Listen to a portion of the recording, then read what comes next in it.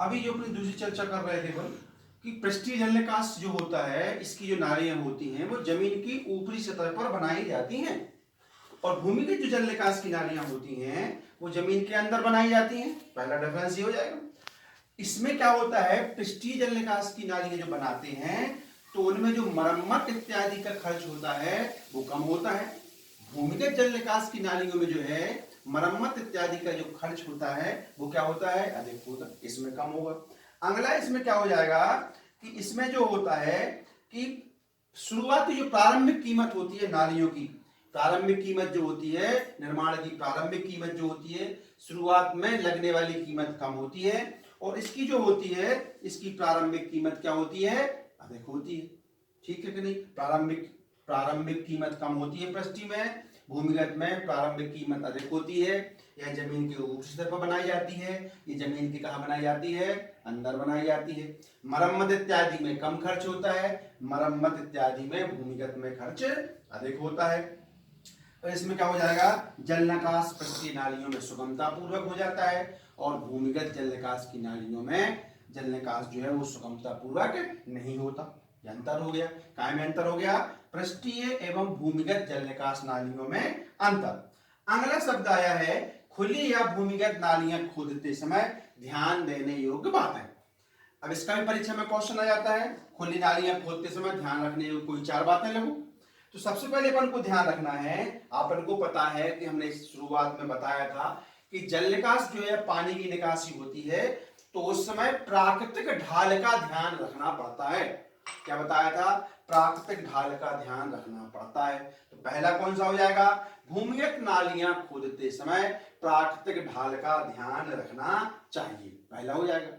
दूसरा देखा होगा अपन जब कभी भी नालियां बनाते हैं तो जो नालियां जब सीधी रहती हैं तो पानी जो है निकल जाता है, और नालियां यदि टेढ़ी मेढ़ी बनाए तो सुगमता पूर्वक पानी नहीं निकल पाता। तो अपन क्या बोलेंगे, दूसरा पॉइंट कौन सा हो जाएगा, मुख्य एवं सहायक नालियों को सीधा रखना चाहिए। दूसरा पॉइंट कौन सा हो जाएगा, मुख्य एवं सहायक नालियों को कैसा रखना चाहिए, सीधा रखना चाहिए।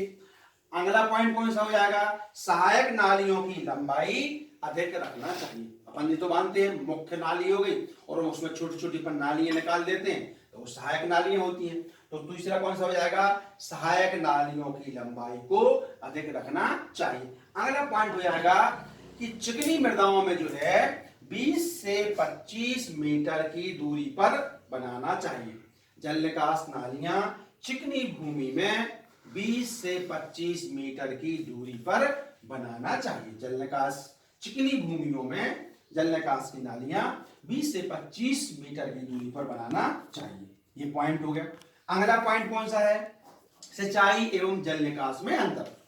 अब अपन को पता है सिंचाई की अपन को परिभाषा क्या होती है, पौधों को कृत्रिम रूप से पानी देना क्या कहलाता है, सिंचाई। जल निकास क्या कहलाता है, खेतों में आवश्यकता से अधिक जो अनावश्यक पानी भरा रहता है उसको निकाल देने को क्या बोलते हैं, जल निकास कहते हैं। इसके बाद में अपन ने देखा होगा सिंचाई जल निकास कब किया था, बरसात में, मतलब सिंचाई कब की, साल भर की जाती है।